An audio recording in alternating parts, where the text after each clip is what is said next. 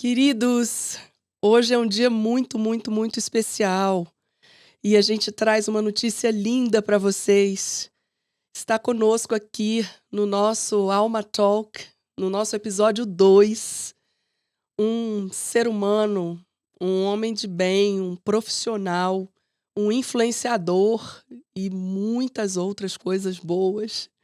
E sim, é verdade, aqui estamos com Rossandro Klinger, queridos.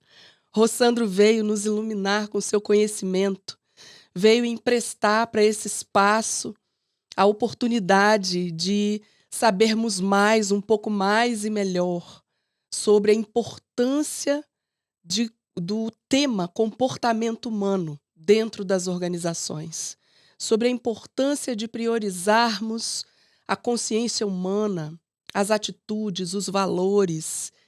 E é com imensa alegria e com muita emoção, estou me segurando de verdade, que eu digo a ti, meu querido, seja bem-vindo, gratidão. Eu que agradeço, Déia. Déia porque é para os íntimos, tá, gente? A gente é Déia, então eu vou chamar de Déia.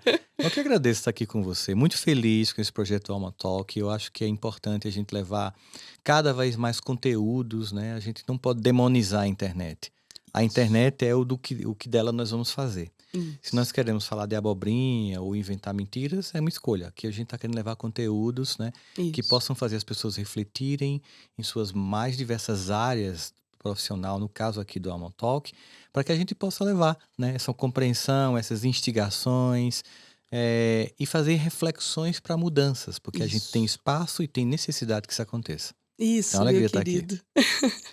Alegria imensa de todos nós, de todos nós. E o que a gente quer, Rô, com a tua presença aqui, é colocar a luz, né, nesse assunto que é o desafio das relações e do desenvolvimento humano dentro das empresas, né? Eu estou falando empresas, mas claro, a gente está falando de empresas e instituições, né? Autarquias, públicas e Todos, privadas. todas, o setor privado, público, enfim. E a gente tem observado, e isso eu já posso dizer que já se passaram aí quase 30 anos de observação. E a gente percebe que alguns desafios permanecem mesmo depois da pandemia. Mesmo depois do ensinamento coletivo, né, que veio. E o que a gente tem observado, Rô? Um desafio muito grande de posicionar no nível da governança.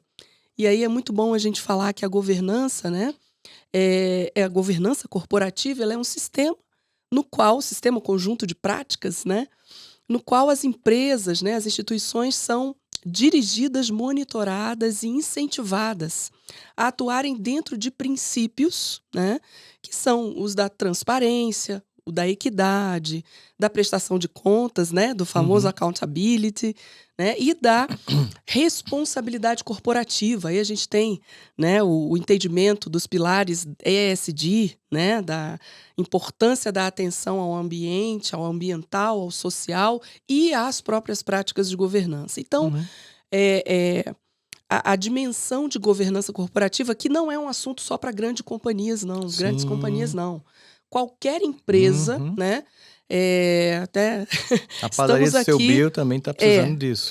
Todos devem respirar esses princípios e devem trabalhar com a direção, com o monitoramento, né, com a avaliação, com incentivo às melhorias, né? E o que a gente nota? A gente tem uma dificuldade de perceber a temática comportamento humano. A temática desenvolvimento de pessoas, de lideranças, né, no board, né, no alto nível. Dentro da prioridade, né, de monitoramento.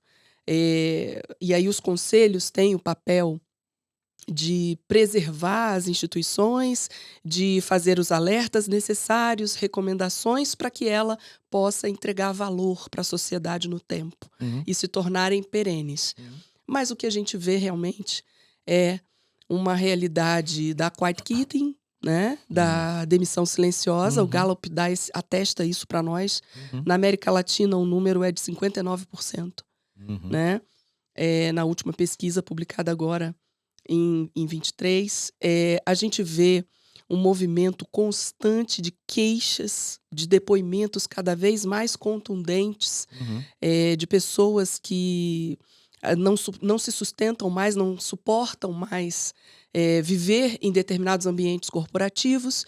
E aí a gente vê também as situações, eu vou mencionar aqui por ser tão público, né?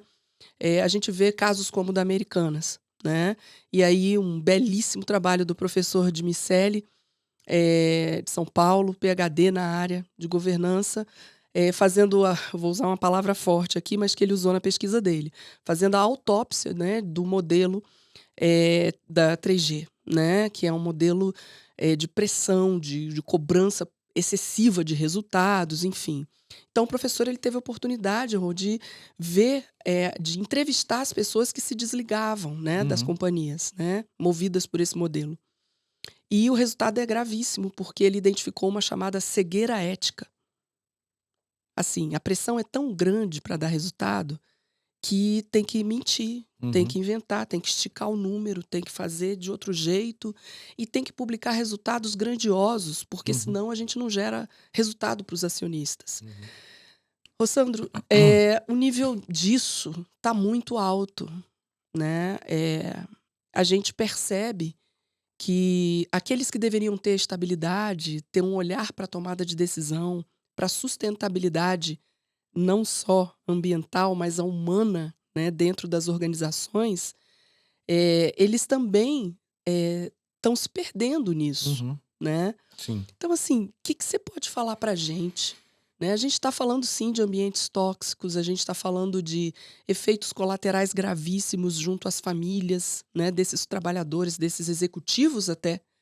Enfim, a gente está falando de um movimento que me parece, e a gente está aqui, sim, para aprender sempre, né, para ouvir, mas me parece de um movimento urgente de mudança das prioridades, para que a gente traga a consciência humana Nesses para o lugares. board, Sim, sim, sim. para a reflexão do alto nível. Sim, com certeza.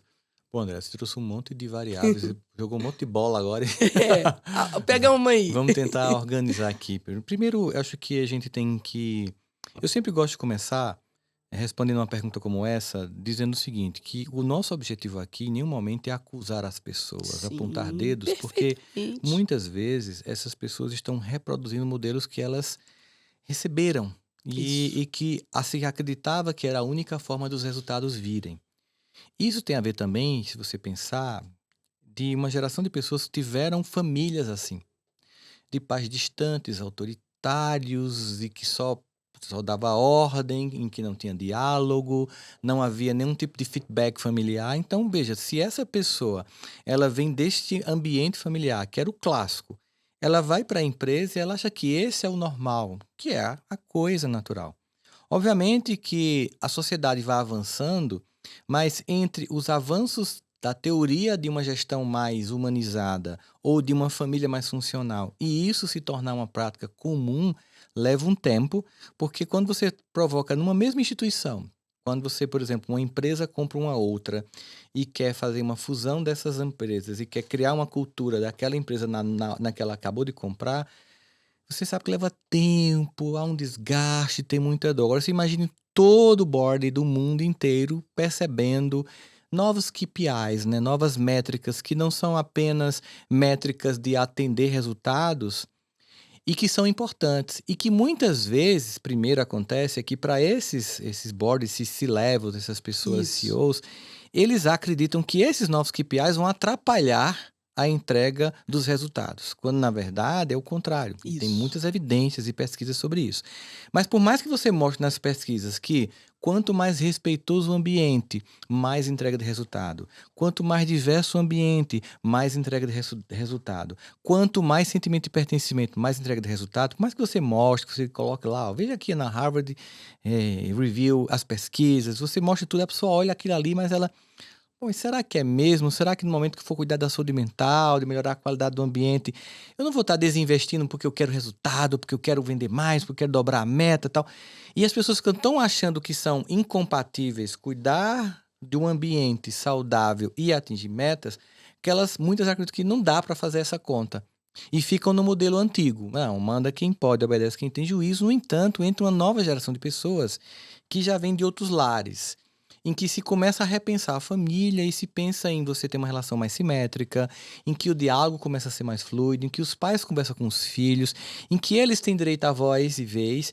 E essas pessoas, quando chegam no mundo corporativo, elas simplesmente não aceitam esse modelo. E aí começa um Perfeito. embate geracional, né? Uhum. Às vezes até desrespeitoso, porque essa geração, às vezes, que chamamos de nativo digital, entra nas organizações com um sentimento de velocidade de processos e as coisas não são tão assim. E às vezes desrespeitam quem está lá, que embora tenham coisas para serem modificadas, construíram essa história do mundo corporativo até aqui. Então, às Uhum. vezes falta, digamos assim, uma flexibilidade cognitiva essencial, que inclusive está apontado lá no Fórum Econômico Mundial de Davos, sobre os pontos essenciais para alguém ser bem-sucedido no futuro. Dos 10 pontos que o Fórum Econômico Mundial de Davos aponta, 8 são soft skills, são competências Olha, socioemocionais. perfeito, Entre elas, flexibilidade cognitiva, que é perfeito. preciso para quem já está lá no tempão. Precisa ter flexibilidade para aceitar essas Uhum. mudanças. E, ao mesmo tempo, tem que se ter um pouco de respeito quem está chegando e ver a história daquelas pessoas que estão Sim, ali, que tem coisas para mudar, mas construíram essa história até aqui. Então, quando eu penso assim, ok, eu preciso olhar para mim, pensar o que eu preciso mudar para essa nova realidade, e quem está chegando precisa respeitar o que a gente construiu até aqui, para não ficar esse sim, conflito intergeracional sim. que só torna o ambiente mais tóxico. De um modo geral, quando a gente observa para essas empresas em que se vendia a ideia de sucesso absoluto, mas o preço emocional era muito alto, pessoas sendo adoecidas, a gente começa a perceber uma certa incoerência muito grande, porque muitos desses líderes são pessoas que têm uma família incrível, são pais amorosos, mães amorosas, mas parece que, sabe, o médico e o monstro? Sim, Segunda-feira, às vezes são pessoas que no domingo estão nos vários templos religiosos, das mais diversas denominações cristãs ou não cristãs, botando a mão no peito, convictos de que amam a Deus e ao próximo como a si mesmo, e segunda se torna um canalha. Segunda, parece que sai essa pessoa em busca de uma visão mais ética e mais transcendente da vida e começa a cobrar, começa a humilhar, começa a detratar as pessoas. E isso vai criando um ambiente em que hoje, aí eu acho que talvez por isso agora esteja chamando tanta atenção, é porque eu vi várias pesquisas que mostram que agora todos estão adoecidos, inclusive os que estão lá no topo da pirâmide isso, organizacional. Rô, isso. E às vezes é regra do jogo, né? Às vezes o sangue Uhum. tem que dar na canela pra gente entender que tem que mudar. Então, quando todo mundo adoece, porque quando eu penso assim, se eu tenho que. E aí Maquiavel fala muito disso, né? E aí as pessoas leem Maquiavel, as 48 leis de poder, e vão ali achando que é um Ctrl-C, Ctrl-V. E Maquiavel coloca muito bem assim: é melhor ser temido do que ser amado. As pessoas não entendem que pode haver um meio termo, que é o Isso, respeito, né? exatamente. E aí elas começam a continuar fazendo isso, só que elas começam a perceber uma coisa. Toda vez que eu tenho que usar força, violência e algo que não é ético para atingir resultados e com isso também afetar pessoas, por mais que eu acho que não, eu também sou afetado. É como aquela historiazinha do Perfeito. pai que olha para o filho, tô com raiva de fulano. Então, meu filho, ó, fulano é esse lençol branco. Toma esses carvões e começa a jogar nele. Aí joga, joga, quando tá todo preto, tá melhor, tá agora olha pra você. E a criança percebe que ela também tá toda preta. Ou seja, as humilhações que eu provoco na vida do outro depõem contra a minha própria dignidade como ser humano. A forma como eu tento destruir as pessoas ou cobrar resultados, inclusive pedindo para que se alcance métricas, sem que você necessariamente tenha que me dizer. Por exemplo, eu lembro que quando conversava com gerentes de banco, que às vezes recebiam ordens, mandavam ordens que recebiam para que os caixas, por exemplo, um exemplo, vai uma pessoa receber aposentadoria, o caixa tem que bater meta também, e aí você diz assim: olha, eu quero que você faça um empréstimo consignado. Ah, mas a pessoa não pediu. Você pede para ela digitar 2 vezes a senha, na segunda vez é um empréstimo consignado, ela não sabe. E aí aquele 12 Misericórdia. depois, que recebe, sei lá, R$ 1.600, e aí depois, não, tem um desconto de R$ 50 na minha conta, que é muito para quem recebe. Não, a senhora fez um empréstimo consignado. Não fiz, não, fez. Olha, isso não é ético, isso não é Não honesto. é, O caixa que faz se sente não é. mal, o gerente que cobra se sente mal. Eu não sei quem se sente bem. Quem se sente bem está no nível de entorpecimento moral tão grande, que é muito mais digno de piedade do que de ódio. É porque o entorpecimento moral de alguém que faz isso até na ponta, todo mundo sai perdendo, para você sair ganhando, você ganha o quê com isso, né? Então, não se pode imaginar que essas novas métricas que trabalham o ambiente emocional das organizações, a saúde mental, o respeito, vai em nenhum momento comprometer as outras métricas de qualquer organização que tem que dar lucro. Muito pelo contrário, as pesquisas mostram que essas empresas mais respeitosas geram um despertencimento de entrega muito mais significativo. É só vamos imaginar o seguinte: se a gente passa mais tempo no trabalho do que em casa, porque em casa a maior parte do tempo que a gente trabalha é dormindo, que a gente passa é Perfeito. dormindo. A gente sai de manhã, em cidades grandes nem vê, chega em casa à noite, oi, vai dormir, né? O que me faz querer voltar para casa? É se eu sinto que é um ambiente acolhedor, amoroso, de apoio. O que me faz querer voltar para essa organização? Porque tem muita gente que passa o tempo inteiro pensando como eu vou sair daqui, desse inferno. E aí, entenda, se você criou uma organização que é infernal, você está nela também. O inferno te atinge.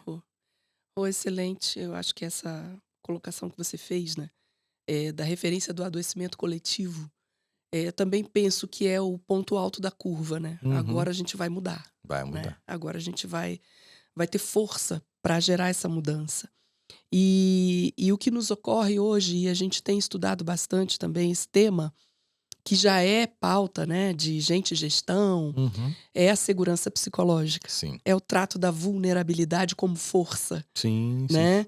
Como oportunidade de sinergia, né? De nos reconhecermos humanos, de nos reconhecermos falíveis e tendo que conviver com algum nível, né, de erros, enfim, mas tratar isso como uma grande oportunidade. Sim. Abrindo espaços, né, que é a proposta da segurança psicológica, que está muito bem instruída pela professora Amy Edmondson, né, lá de Harvard, também o professor Timothy Clark, enfim. E eles apresentam para nós caminhos, né, modelos, propostas para viabilizar essas práticas. Observando também especialistas que estão aqui pertinho da gente, né, como a professora Carla Furtado, enfim, a gente consegue identificar de novo, né, a dificuldade para se fazer, para se implementar essas melhorias, né? E o que a segurança psicológica propõe? Diálogo, escuta, conversa, espaço aberto entre equipes, gestores, alta administração, para que todos possam se expressar de forma honesta, né? Dizer o que pensam, o que sentem, identificar necessidades de mudança, de erros, né? De falhas que precisam ser revistas. E isso ainda é barreira, Rô. Ainda existe muita resistência para esse tema. E aí eu acrescento para ti, para te devolver ao teu comentário, a situação das funções de recursos humanos, né?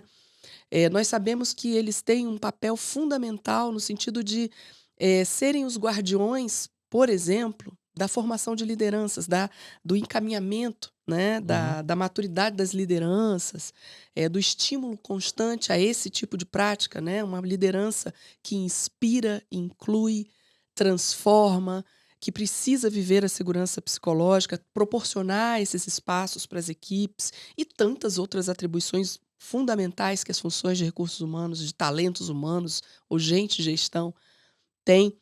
Mas qual é o olhar que nós ainda temos para compartilhar? É um olhar de que ainda estão enfraquecidas, ainda algumas são terceirizadas, totalmente terceirizadas, sabe? Então, assim, a minha colocação para ti é: será que a gente vai ter que criar uma campanha do autoconhecimento? O que mais que a gente precisa fazer? Será que a gente vai ter que colocar o cuidando da alma no horário nobre, Rô? Entendeu? Porque, assim, o que eu percebo é que essa dificuldade dos próprios profissionais, dos próprios executivos, né? das próprias vice-presidências de recursos humanos, dos diretores, dos gerentes, dos analistas e de todos os demais, em trazerem para a pauta, né? É porque entra naquela máxima que você colocou. Não, acho que não é compatível. Entendeu? Não tem. Vai comprometer minha meta. Vai comprometer a meta, não tem orçamento, não vai dar tempo, porque vai ter que diminuir a velocidade da esteira, né, na linha de produção.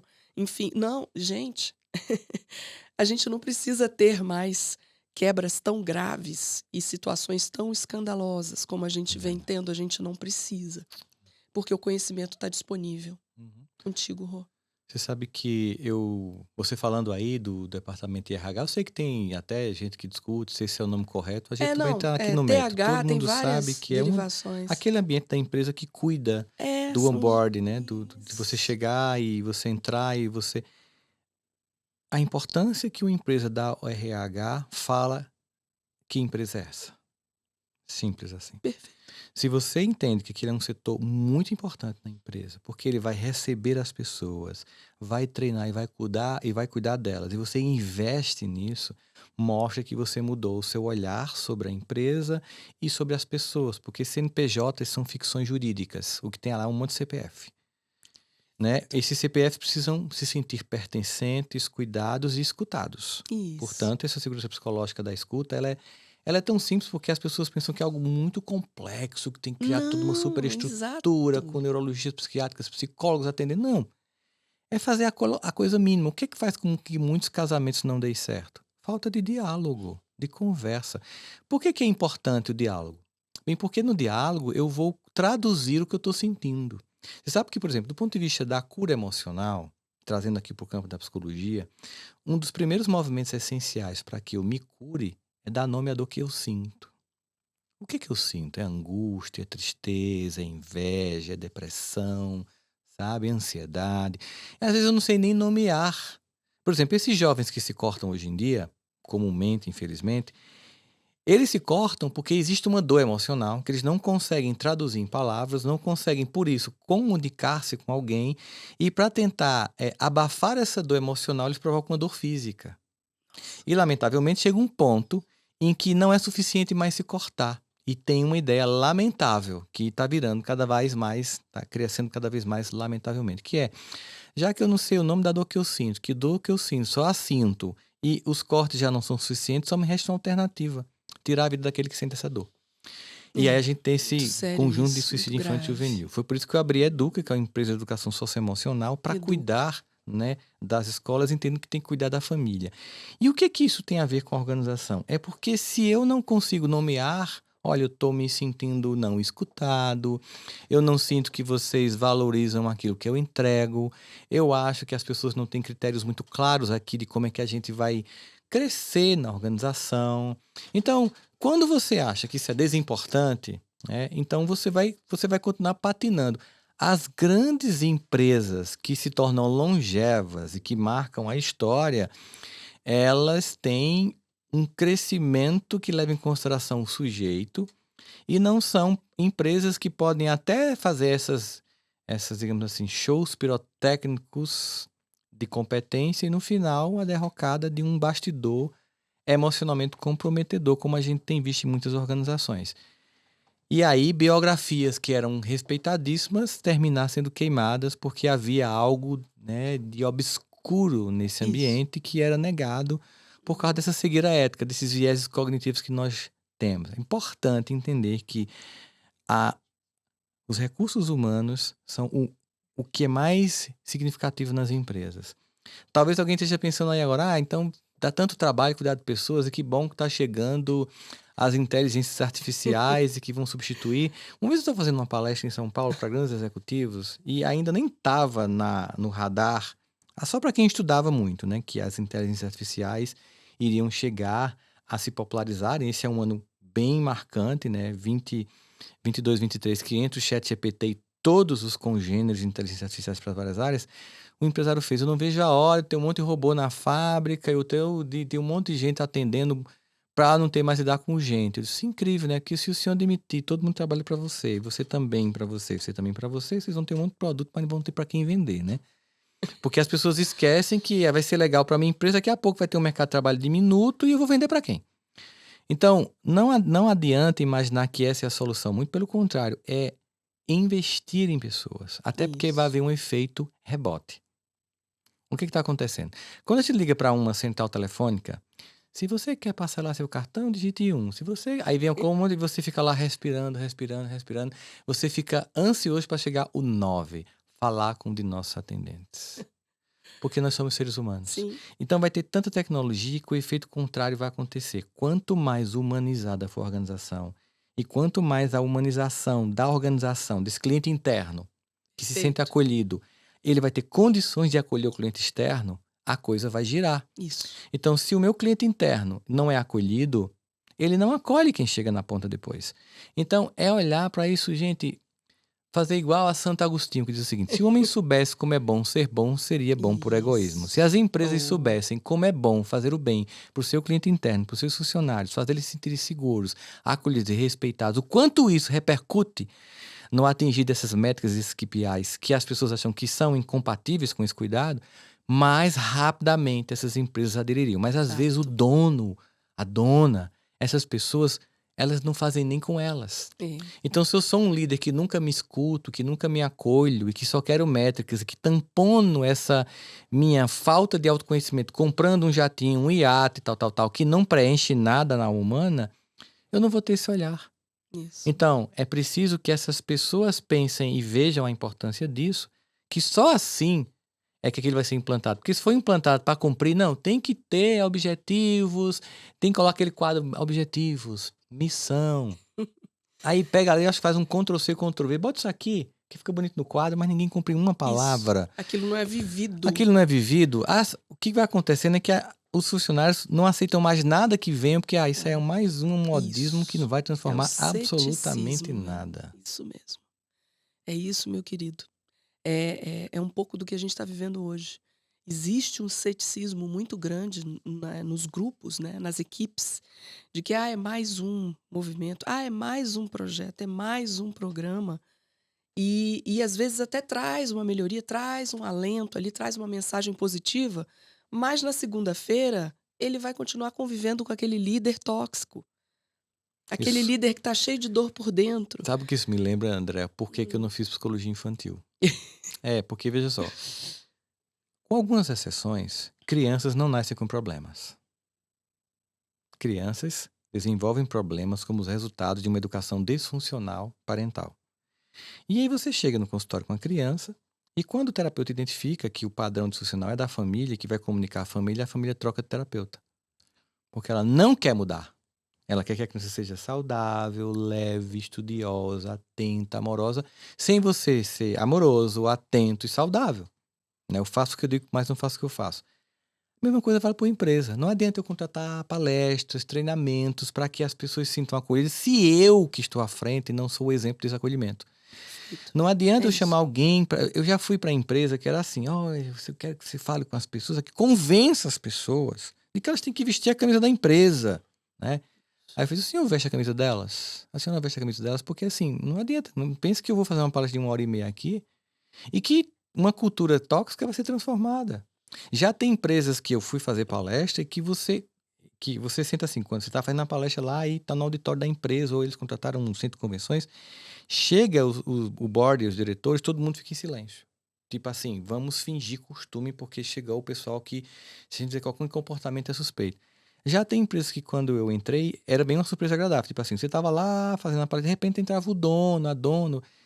Cara, parecia que entrava uma celebridade, todo mundo, chegou. E você sentia que era autêntico. Isso, que bonito. E quando você ia depois almoçar com essa pessoa, jantar com essa pessoa, você percebia que era um ser humano.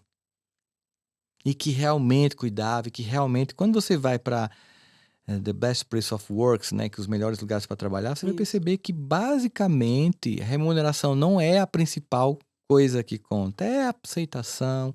Eu lembro que uma vez eu parei num posto de gasolina para abastecer, e eu olhei pro cara: pô, mas eu te conheço, você trabalhava no posto tal, né? Eu trabalhava no posto tal. Mas aí você mudou pra cá mais perto? Não, aqui eu ganho menos. Mas e o que foi que você fez? Eu não era, lá eu não era respeitado. Isso. Eu aqui sou respeitado. Aqui eu não sou tratado como um indigente. Aqui as pessoas me escutam. Então eu prefiro estar aqui ganhando menos do que estar lá sendo humilhado. E eu lhe digo uma coisa: meu dinheiro rende mais. É um dinheiro abençoado. Olha. Eu não duvido desse conceito, dinheiro abençoado nesse sentido, mas é porque, no fundo, quanto ele gastava com remédio para suportar a dor de estar naquele lugar? Quantas gripes ele tinha, quantas viroses, quanta dor de garganta, dor de cabeça, que era o corpo pedindo para sair dali. Isso. E aí, essa conta faz com que eu ganho a mais aqui seja consumido com péssima qualidade de vida nos relacionamentos afetivos, porque eu chego em casa completamente esgotado do trabalho e chego em casa completamente intoxicado e às vezes não consigo nem curtir a minha família porque eu tô tão mal, fui tão humilhado, fui tão agredido. Tem empresa, e eu já trabalhei em empresas assim. Eu trabalho desde os 14 anos, eu trabalhei em Sim, várias empresas. sim. Tem empresa que você vai todo dia como se você fosse para um matadouro, em É que você isso, não não, sabe se você vai a sobreviver. gente não pode E mais. assim, as pessoas elas vão comprando aquele ambiente, então mesmo quem não é o dono da empresa, é como se você criasse um padrão e todo mundo destrata todo mundo, e todo mundo arma contra todo mundo, e todo mundo planeja contra todo mundo, e todo mundo é infeliz Meu Deus. como resultado disso. Isso. E a percepção que nós profissionais que tem também o dever de observar, né, consultivamente, é de que a gente não precisa disso. A gente não precisa mais conviver com isso. Uhum. A gente tem metodologia, a gente tem instrução, a gente tem capacidade dentro do nosso próprio país para refazer uma cultura organizacional, para remodelar uma forma de ser. Sim. A gente tem energia, eu vou te dizer, a gente tem magnetismo para isso. Uhum. O convite, Rô, que eu penso que nós, enquanto sociedade, estamos recebendo, é o convite para a gente até usar o ceticismo. Vamos testar, Uhum. vamos mudar, vamos tentar reconstruir a nós mesmos, né? Aquela máxima do desaprender, né, para nos escutar uns aos outros, e aí nós vamos nos escutar mesmo, é o CEO com a equipe da ponta, com todos os setores, né, conversando, interagindo, pensando junto, né, para chegarmos em novas posições, em novas diretrizes, em novos KPIs, né, Uhum. KPIs aí, em novos objetivos de resultado. Agora, isso precisa ser amparado, aí eu volto à minha fala inicial, isso precisa ser instruído, amparado pelas funções de governança. Sem Me dúvida. parece que sim, Sim, né? não tem como. Porque as funções de governança, elas estão lá para observar o interesse das partes interessadas, né, dos Uhum. stakeholders. E os primeiros a fazerem parte, né, desse nível de atenção têm que ser aqueles que representam, que fazem a organização acontecer. São os colaboradores, Uhum. são os gestores, né? E aí eu falei de formação de liderança, mas é muito importante colocar que liderança não precisa de crachá, né? Que nós vamos encontrar líderes com um papel importantíssimo que Sem o estão na cargo, né? operação, né? Que estão sem crachá. E a conduta, né, das lideranças, ela deve ser respaldada Uhum. pelos níveis de governança. Então, me parece que o papel dos conselhos de administração ou mesmo das diretorias para empresas menores, enfim, de consultorias independentes, enfim. Não vou aqui, né, detalhar a estrutura de governança possível para cada perfil empresarial, mas esses níveis eles precisam assumir essa prontidão Uhum. positiva, né, de trazer a dimensão humana para a linha de frente, Uhum. né, para testar essa condição diferenciada de se fazer negócio, né, Uhum. de se gerar resultado, de se entregar valor. Uhum. Rô. E aí, eu queria aproveitar esse nosso espaço para trazer uma outra dimensão que particularmente me incomoda muito. Eu vou te dizer que eu tenho também ouvido muito doutora Ana Beatriz Barbosa. Eu Maravilhosa. tenho, é uma querida, né? É. Enfim, o trabalho dela é exemplar. E quando ela fala lá na 10ª edição comemorativa, né, do Mentes Perigosas, enfim, quando ela fala da psicopatia no ambiente corporativo, Uhum. eu já trago isso para nós, porque eu sei que alguém pode estar considerando isso, né? Uhum. E te digo mesmo que recebi recentemente muitos relatos, né, de diferentes fontes, de diferentes lugares do nosso país, né?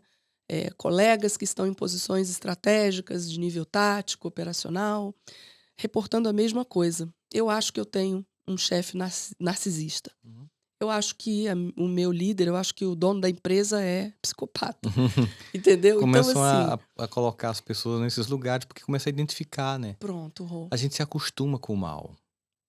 E aí a gente sabe que vocês Normaliza. dizem, me corrija, tá? Vocês falam que é muito difícil, que a gente não consegue mudar um transtorno de personalidade. Alguns são imutáveis. Bom, Vamos lá, vamos tentar entender aqui. Primeiro, diante disso, você falou em 20%, doutora Ana Beatriz, você falou em pessoas tóxicas no teu Cuidando da Alma, né?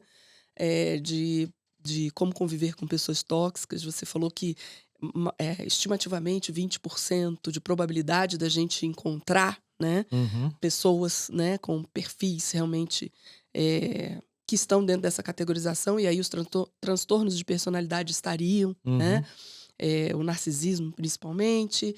Doutora Ana Beatriz, quando fala dos psicopatas, ela cita os 4%, né? E ela diz que foi estimulada, né? A escrever para os 96% da se salvarem população. dos 4. Com certeza. Exatamente. Então, Rô, dá uma luz pra gente. Tá, primeiro aproveitar assim para dizer da admiração recíproca que eu também tenho, né, pelo trabalho da Ana Beatriz. A gente inclusive já teve pacientes conjuntos, né, que eu Olha. atendia como psicóloga, ela como psiquiatra. Primeiro porque ela é muito assertiva e profunda no que ela entrega, e ela é um ser humano muito bom. Linda. E eu acho que a gente está precisando de pessoas que sejam capazes intelectualmente e moralmente. Isso. A gente está cansado de competências moralmente questionáveis, porque tem gente que não tem nem transtorno mesmo, tem deformidade de caráter. Isso. E aí passa dos 4%, né? Certamente. Uma outra coisa que a gente tem que pensar é que, de fato, como a gente está falando, por exemplo, o podcast que a gente está fazendo aqui hoje com você, é uma oportunidade para quem está nos escutando de perceber, caramba, eu nunca pensei que eu estava vivendo uma relação assim, porque a banalização do mal, que foi um estudo que Hannah Arendt fez ao final da Segunda Guerra Mundial para explicar campos de concentração que aconteceu na Alemanha nazista, vai banalizando, é normal, é assim, tipo assim, a gente banalizou a violência no Brasil. É assim, faz parte, eu posso ser assaltada no sinal, podem roubar meu celular. A gente banaliza isso. E a gente também banaliza isso nas organizações, tem uma tendência de fazer isso nas organizações.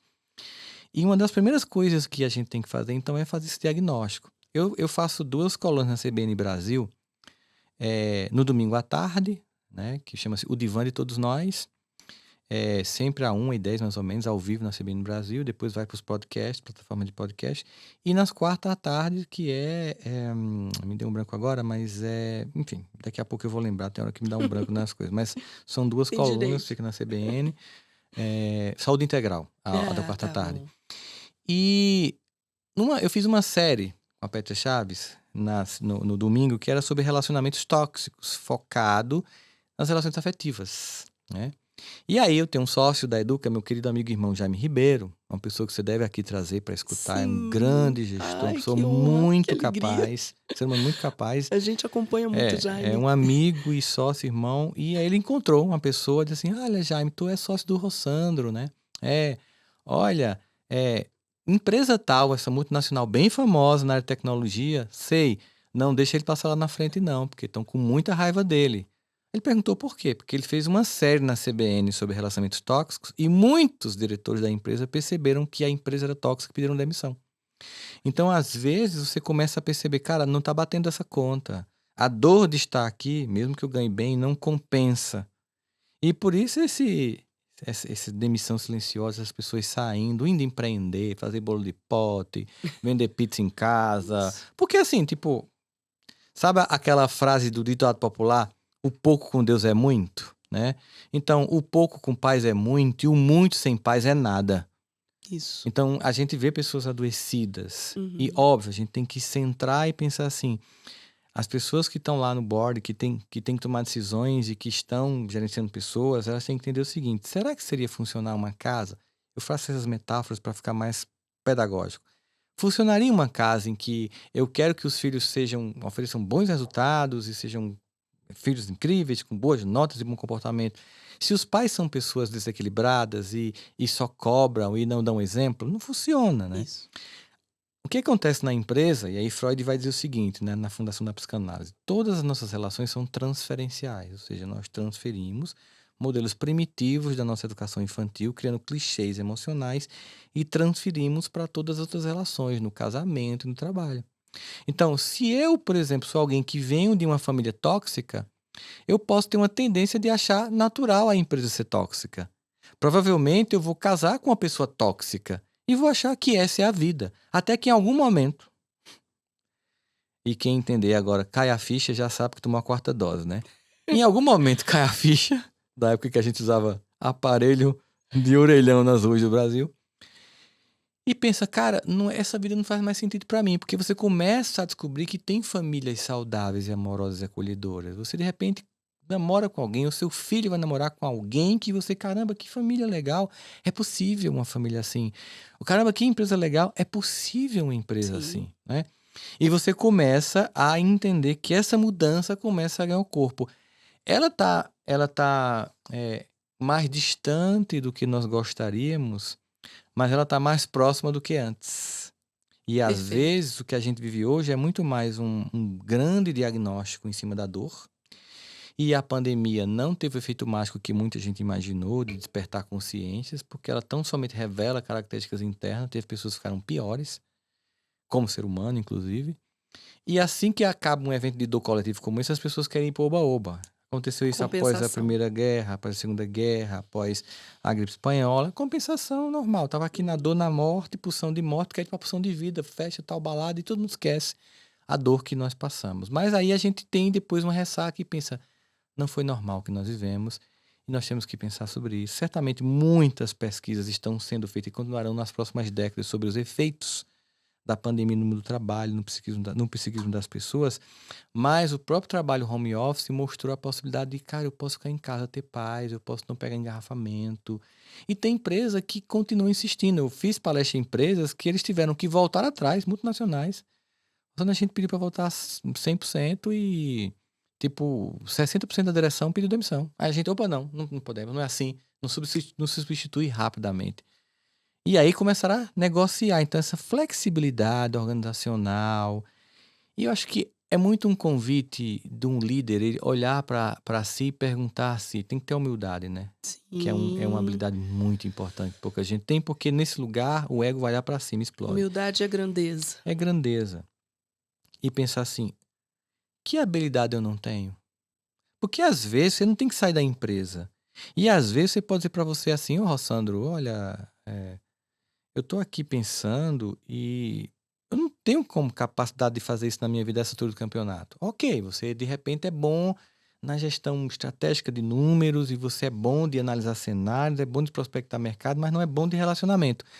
É tão simples. Contrate alguém que faça isso que você não faz bem e dê autonomia a essa pessoa. Porque às vezes tem gente que não vai mudar mais. Uhum. Mas ela não precisa achar que ela é totalmente invalidada. Tem áreas que ela funciona. A empresa chegou em algum Sim. lugar porque ela funciona em várias áreas. Mas se ela quiser ir além de onde ela chegou, ela precisa saber, digamos assim, entregar Hum. para outras pessoas fazer aquilo que ela não faz. Sim. Acho que uma das grandes qualidades do líder é saber no que ele não é bom e trazer Perfeito. para perto pessoas que são capazes e respeitá-las, remunerá-las à altura e dar a elas autonomia para fazer isso que você não sabe fazer bem feito, né? Isso começa, onde é que começa a entortar o caldo? A gente começa a perceber isso. Inclusive tem uma série ótima na HBO que é Succession, né? É Uhum. uma série muito boa sobre isso. Eu faço muita palestra para famílias herdeiras aqui no Brasil e para empresas, enfim. Eu dou aula também um pouquinho na Fundação do Cabral de vez em quando e dou aula no mestrado lá de Felicidade da Unicamp e na PUC do Rio Grande do Sul também. O que a gente percebe é que as pessoas que trabalham numa empresa familiar, e eu vi isso quando eu dava aula de administração, né? Quase que 80% dos filhos queriam trabalhar com o Satanás, menos com os pais. Olha. Por quê? Porque você começa a perceber que ali você, para empoderar o próprio filho, você tem dificuldade. Imagina um funcionário de fazer uma entrega, olha, eu vou te ensinar e você vai fazer isso. É como se fosse uma coisa ambivalente. No fundo, você quer que seu filho seja um sucesso, mas tem um lado seu que não quer que ele te ultrapasse. E, na verdade, o amor é que você vá mais longe do que eu fui. E cria essa tensão Isso. muito grande. Então, as pessoas preferem trabalhar em outras organizações, sair das empresas familiares, porque não conseguem ver aquele ambiente tóxico. Sim. Claro, às vezes não é isso. Às vezes é a pessoa que quer um ambiente muito não profissional. Não é que toda família, que a pessoa sai da empresa é porque os pais são equivocados. Às vezes é o próprio filho que acha que o pai e a mãe não devem cobrar. Na empresa deve, porque ali é Claro. organização, tem métricas, e Aí, se você pacto não de governança, e se inclusive. você não cobra pro seu É. filho que está lá trabalhando, que exemplo você dá para os outros, né? Isso. Você cria um ambiente em que as pessoas não sentem que tem valor ali. Então, cada caso é um caso. Quando a gente vai Sim. conversar com as empresas, a gente percebe que às vezes o problema está nos filhos, às vezes é nos pais, às vezes em ambos. Tanto que tem muitos treinamentos. A Fundação Dom Cabral tem um treinamento incrível sobre isso. Trabalha a família, junta essas famílias, para torná-las capazes de conhecer esses dramas, seja do cara que tem um mercadinho ou uma grande distribuidora. As dores são as mesmas, as necessidades humanas são as mesmas sempre. Ô, Rô, eu penso que a gente já está com um bom tempo, né? Aqui no nosso Alma Talk.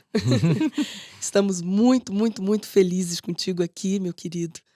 E vamos fechar com a felicidade? Bora, vamos com a felicidade. Vamos para a Vamos felicidade? embora. Porque, ô, notícia boa, né? Que a Harvard de novo trouxe, mas vocês estão aqui com a gente no Brasil. Enfim, ô, notícia boa que a gente precisa ser feliz primeiro, né? Com Parar aquela perspectiva, né, de que eu só vou ser feliz quando, né, emagrecer, tiver Só aquela promoção, depois. quando for um CEO, quando... Gente, não tem vaga para todo mundo, não. Não tem vaga, né, para de gerente para todo mundo, não é isso, né? E eu acho que essa perspectiva da ciência da felicidade, ela veio para o Brasil de uma forma muito responsável, Uhum. né? Eu digo que no estudo que a gente permanece fazendo sempre, né? Não podemos parar, né? O lifelong learning, né? O tempo todo. Mas a gente vê uma clareza muito grande de que a dimensão da felicidade também não é oba-oba, Uhum. né? Não pode ser entendida assim. É a consciência de que nós temos a capacidade de sermos felizes primeiro, reconhecendo aquilo que nós já somos, já temos, né? Os desafios, os problemas como oportunidades de avanço, de movimentar em nós o que a gente tem de melhor, que são as virtudes, Uhum. né? Porque um problema, uma situação de conflito vai exigir da gente o quê? Só coisa boa. Vai exigir paciência, vai exigir coragem, vai exigir maturidade, empatia, cooperação, né? Aí tem o outro lado da visão também, mas é isso, né? A gente se Uhum. movimenta em direção às virtudes.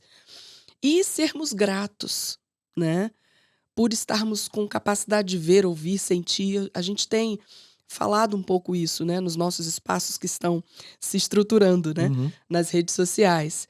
Então, Rô, fala pra gente um pouquinho da ciência da felicidade. Vamos Você que é embora. um autor de um livro maravilhoso, né? Enfim, tava Escolho aqui. ser feliz. Escolho ser feliz. Então, você sabe que, inclusive, tem um evento em Curitiba que acontece, que é o Congresso. E eu vou estar lá Maravilhoso. esse ano fazendo palestra. Eita, É feito por coisa um boa. querido amigo, uma pessoa incrível, Gustavo Arnes, lá de Curitiba. E é um congresso muito legal, né? E quando eu fui ministrar lá na cadeira do mestrado de felicidade da Unicamp, uma cadeira falando sobre perdão, né? A minha Olha, que cadeira foi sobre perdão. maravilha. Eu lembro muito do querido conterrâneo Ariano Suassuna. Ei, Ele diz o seguinte, que o pessimista é chato, né?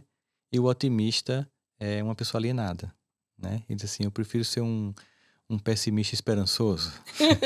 Ou seja, felicidade não quer dizer visão cor-de-rosa do mundo, que tudo está sempre bem, que a vida é só good vibes only. Isso é bonito para pôr na camisa, na real não é assim claro. que funciona.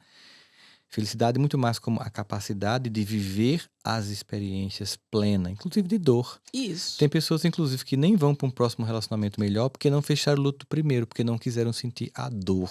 Olha, E aprender com o caráter pedagógico que tem na vida, inclusive no capítulo da dor, do envelhecimento. E as pessoas estão sempre na negação, né? Da vulnerabilidade, que a Brené Brown trabalha tão bem sim, em A Coragem de maravilhoso. Ser Imperfeito. Então, a felicidade é entender que a construção do caminho e não a chegada numa estação final é que vai te garantir isso. Isso. E aí você tem gratidão como um Isso. elemento que você olha para o que foi possível, gratidão para o seu próprio percurso. É gratidão para as pessoas que te ajudam, porque ninguém constrói esses percursos só, né? Geralmente quem tem esses discursos, aí você já sabe que tipo de transtorno tem. Não, por causa de mim, só eu, aí já sabe que é alguém precisando de muita ajuda, né? Então, nesse movimento em que eu vou construindo a felicidade, eu vou incluir o ambiente de trabalho para que ele seja um lugar em que eu não vá lá só me desgastar, mas também vá receber, Isso. né? Que a gente vá construir juntos nesse ambiente diverso cada um compondo, né, esse lugar de uma entrega para o coletivo, mas que Uhum. todos possamos ganhar, né, não só os acionistas. Isso. Numa empresa que só se pensa no acionista, daqui a pouco nem eles vão estar lucrando, porque ela vai se dissolvendo ao longo do tempo. E nesse movimento, a felicidade é uma busca madura de estar dentro da vida. E aí vem uma notícia: maturidade não vem com o tempo, maturidade é uma escolha. Eu Olha. preciso escolher amadurecer.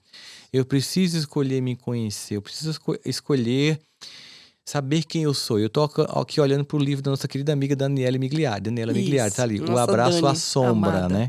É. Ou seja, eu preciso abraçar esse ser que eu sou. Sim. Sem um convite para paralisia, porque como Carl Rogers, que fundou a terceira força da psicologia, dizia, o paradoxo da autoaceitação é que quando o indivíduo finalmente se aceita, ele muda.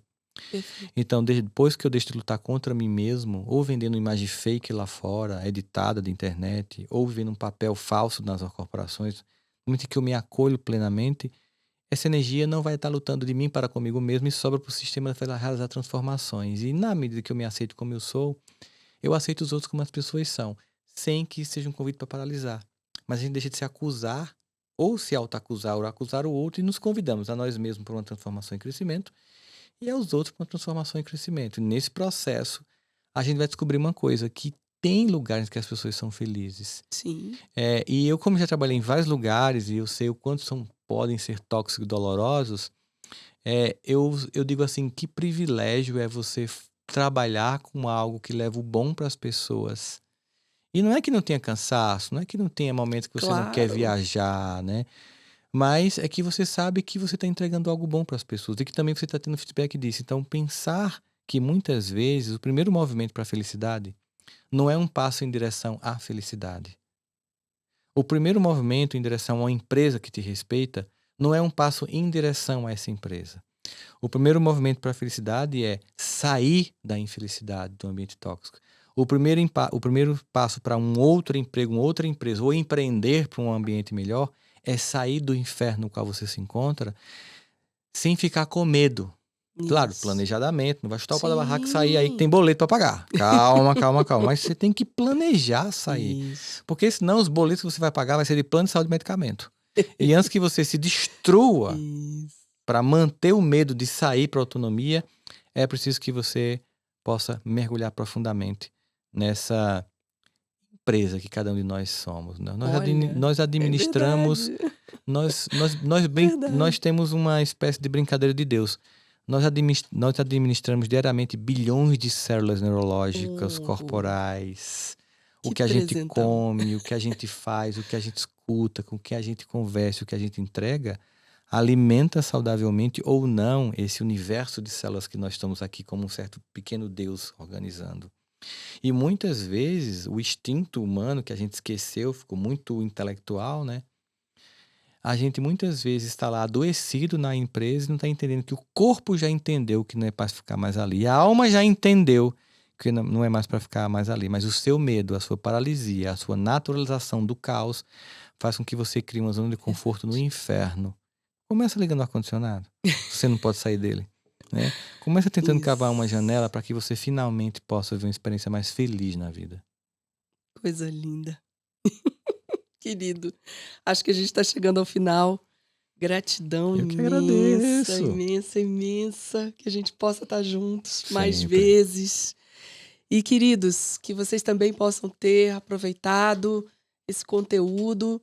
E vamos em frente, vamos falar mais vezes sobre governança, sobre gestão, sobre comportamento humano, consciência humana.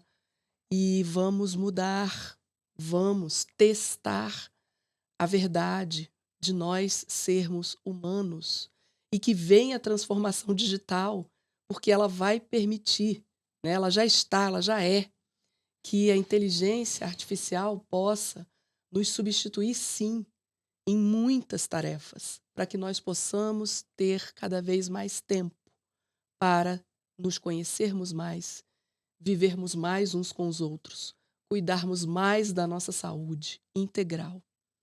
Tudo de bom a todos. Gratidão, Rô, mais uma vez. Tamo junto. Beijo. Beijo.